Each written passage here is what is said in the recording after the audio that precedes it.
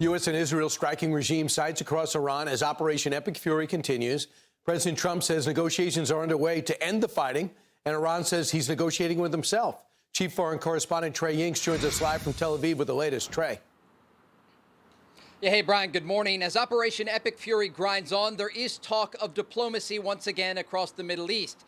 Egypt, Pakistan, and Turkey are reportedly leading mediations as Gulf countries come under continued Iranian attack. Tuesday, President Trump said Iran had given him a present worth a tremendous amount of money. He didn't elaborate on what the gift was, but said it's a sign they're dealing with the right people. As the framework for current negotiations is ongoing, here's what President Trump had to say. It all starts with they cannot have a nuclear weapon. Just, I said yesterday, they said, what are the top 10? I said, well, number 1, 2, and 3 is they can't have a nuclear weapon. And they're not going to have a nuclear weapon. And we're talking about that. And I don't want to say in advance, but they've agreed they will never have a nuclear weapon. They've agreed to that. Iranian officials are reportedly worried that the United States is buying time before more intense operations, but the president has indicated Vice President J.D. Vance would participate in the talks amid ending the war. U.S. and Israeli strikes have continued over the past 24 hours, putting new pressure on the Iranian regime. And overnight, Iran launched more barrages of ballistic missiles toward Israel. One of the cluster munitions landed in a religious community just outside of Tel Aviv, wounding at least 9 people. The Iranians plan to launch hundreds of missiles towards Israel on the first day of the operation. They fired fewer than 100 on the first day and half that amount on the second day. We disrupted these intentions and continue to disrupt them. The number of launches decreased very quickly. The average is roughly about 10 missiles per day. The regime tries to concentrate its efforts every few days and launch more broadly, mainly towards population centers. The Iranians are still continuing their attacks against Gulf countries and Israel. There have been 4 missile barrages since midnight here. And so while there is this talk of diplomacy, Iran is not showing any serious effort to try and end this conflict. Brian. It doesn't seem like the U.S. is either. Thanks, Trey. Here to discuss more is former speechwriter to George W. Bush, Fox News contributor Marc Thiessen. Marc, you describe this effort as the ball is now on the 20-yard line in Iran's own end, but the last 20 yards are going to be the toughest. What do you mean? That's exactly right. Look, this Operation Epic Fury has been one of the greatest military successes that we've had in my lifetime. We are absolutely dismantling their ability to project force outside of their borders. We are dismantling their terror infrastructure. We're dismantling their infrastructure of repression. They are reeling right now. And so what President Trump is doing is he's following a 2-track policy. He is negotiating with the regime and giving them the chance to capitulate while he is pummeling them relentlessly from the air. And so after 3 weeks of effectively 3 weeks of operations, we've got them at the 20-yard line. But you got to get into the end zone to score. You don't score. You don't get any points for being at the 20-yard line. And so the question is, how do we finish those last 20 yards? The last 20 yards are the hardest. What's left, all the easy targets have been hit. What's left is the hardened targets, the hidden targets, the deeply buried stuff, and we're dismantling that. We have a plan to do that, but at the same time, he's giving the Iranians a chance to end this at the negotiating table, and he's right to pursue that. Right. So we have 5,000 Marines coming in 2 separate ships. We got about between 1,000 and 3,000 from the 82nd Airborne. Is that part of scoring, and continuing your analogy, getting through that last 20 yards? And would that include opening up the strait by taking some of those islands?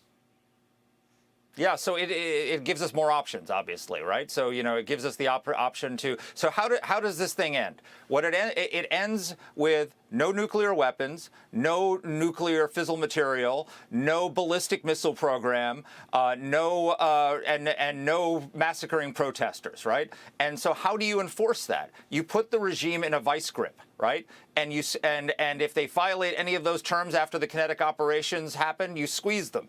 And if this operation will end, the United States will effectively control Karg Island. Doesn't necessarily mean we're going to have to land on Karg Island, but we can control it militarily, and we will open the Strait of Hormuz, and that means we will control 96% of Iran's oil production.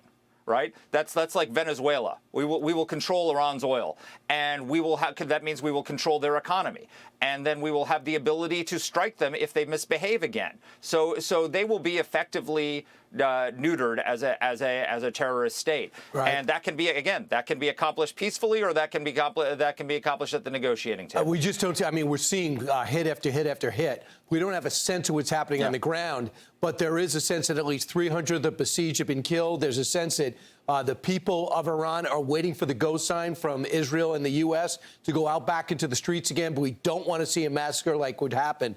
Let's take a look at the board right now, and these are some of the most notable names that are still left. We got a lot that are dead, but there's still left. We're trying to figure out who we might be talking to through emissaries or directly.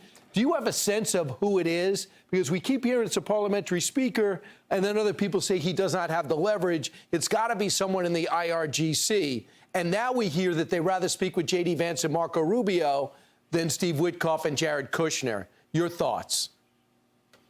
I think that whoever we're talking to is someone who has the authority to negotiate on behalf of the regime.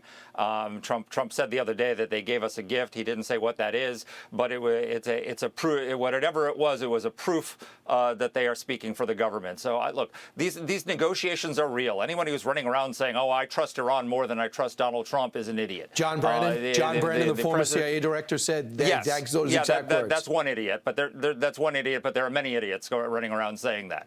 The negotiations are real. He's right to pursue them. It doesn't mean the negotiations are going to succeed, but he's also not pausing while he's negotiating. He is pummeling them from the air relentlessly as he's doing that, and he's right to do so. Like Jack Keane says, we need another 3 weeks to finish our military targets, right? So this can end quickly with the Iranians capitulating, or we can continue, and it doesn't have to end in an agreement. It can end with their being basically neutered and defeated because we've completed our military task. Either one is fine. Just so you know, the Gulf states are almost united in saying finish the job, especially Saudi Arabia.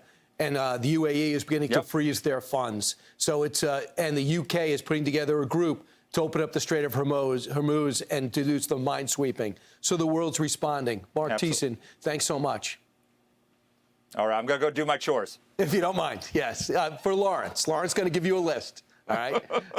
I'm Steve Ducey. I'm Brian Kilmeade. And I'm Ainsley Earhart. And click here to subscribe to the Fox News YouTube page to catch our hottest interviews and most compelling analysis.